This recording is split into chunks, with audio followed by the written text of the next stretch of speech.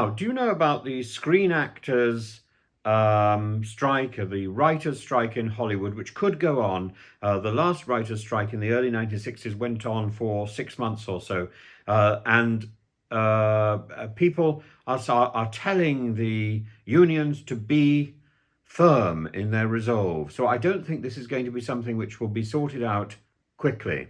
We need to recognize that we're going to have that the usual diet of TV and films is going to be curtailed significantly by the SAG, AFTRA, the Screen Actors Guild merged with the American Federation of Television and Radio Artists. Is going to be compromise is going to be waylaid because of this strike.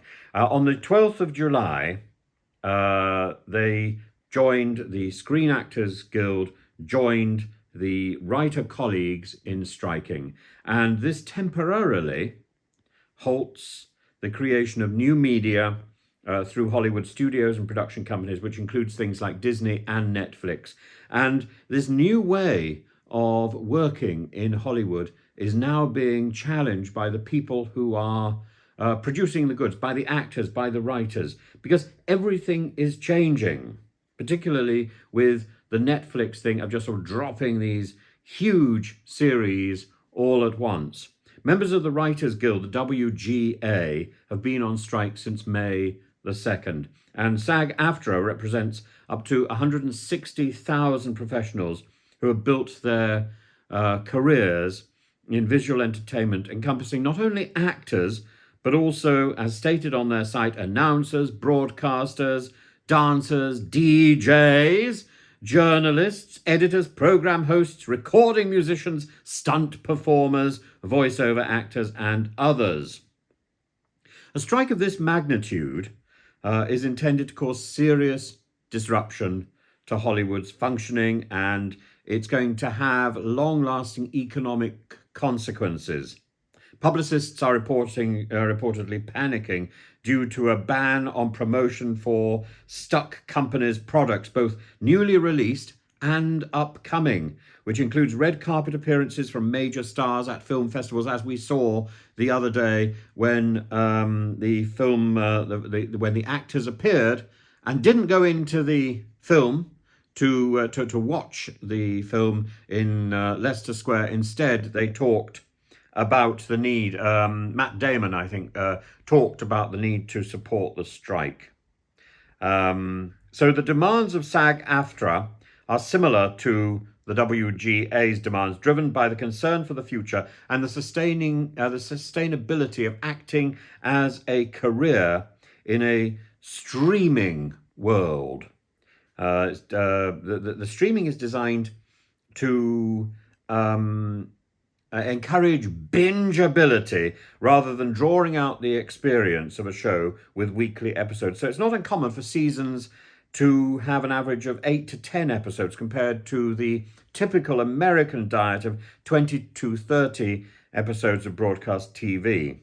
Actors are therefore left in a precarious position, longer gaps between jobs due to the shorter seasons, and this poses a challenge to earning a reliable income and paying things like paying the rent, but also keeping up the payments so that in America people can pay the insurance for health, a serious problem in America. And Kimiko Glenn, an actress in the acclaimed series Orange is the New Black, has revealed that for one episode of the series, of this popular series, she was paid 2 cents. 2 cents in residuals. That's ridiculous. SAG-AFTRA collectively asks for a pay rise for its members, and negotiations are ongoing, but the exact demands as yet are unclear, and it's not clear how far the studios are going to go to accommodating the demands.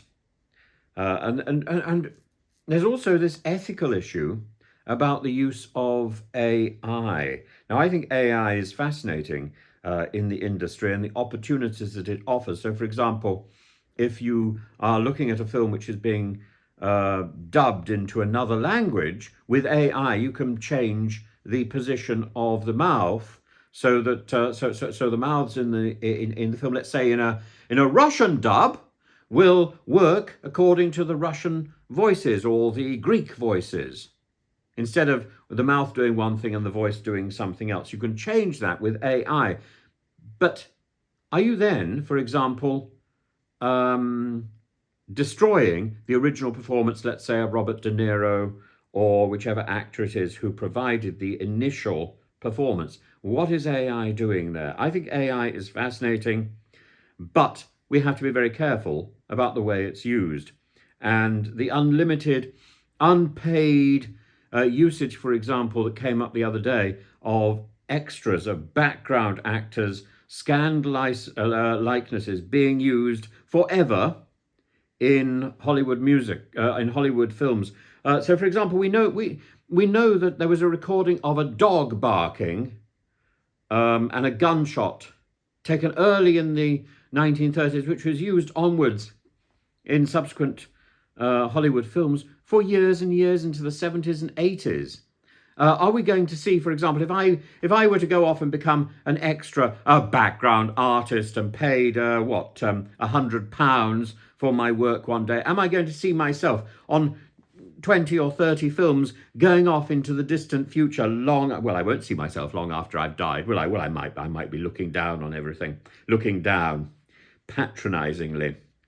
Anyway, background actors should be able to be scanned and paid for one day's pay, and the company should own that scan, that image, and be able to use it for the rest of eternity in any project they want to, with no consent and no compensation. No! As Mrs. Thatcher said, no, no, no, no, no. No. It must be wrong. It must be wrong. Whoever is performing, every time they perform, they should be paid. Disney's CEO, Bob Iger, who makes $27 million per year, has dismissed the actors' demands for fairer pay as unrealistic. Well, surely his pay is unrealistic. What does he do? He doesn't do anything. He doesn't draw anything. He doesn't perform. He just simply draws his salary. That's not creative, is it?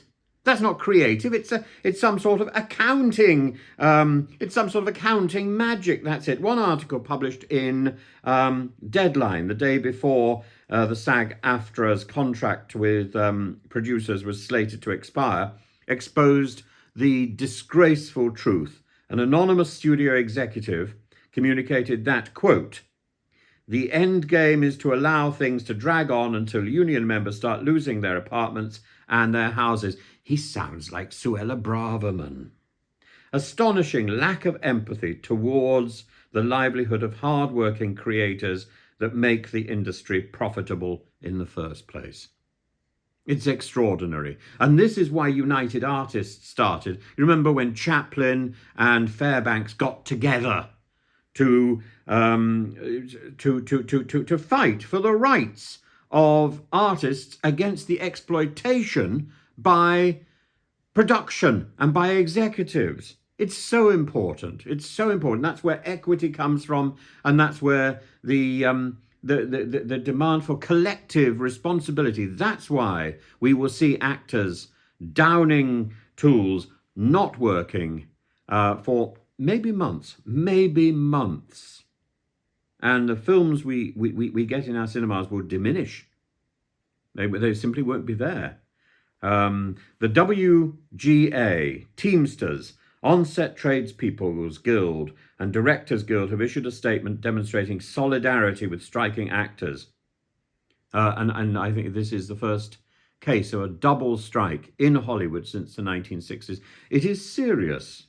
It is serious. What can we do to try to resolve the problem? We need to support the actors. We need to support the writers. But at the same time, we need to let these executives know that they shouldn't just play some sort of waiting game. They shouldn't take their initiative from the present Conservative government. They shouldn't look at the present Conservative government in the UK and say, oh, that's the way forward. No, that's the way forward to losing the election. That's the way forward to failure.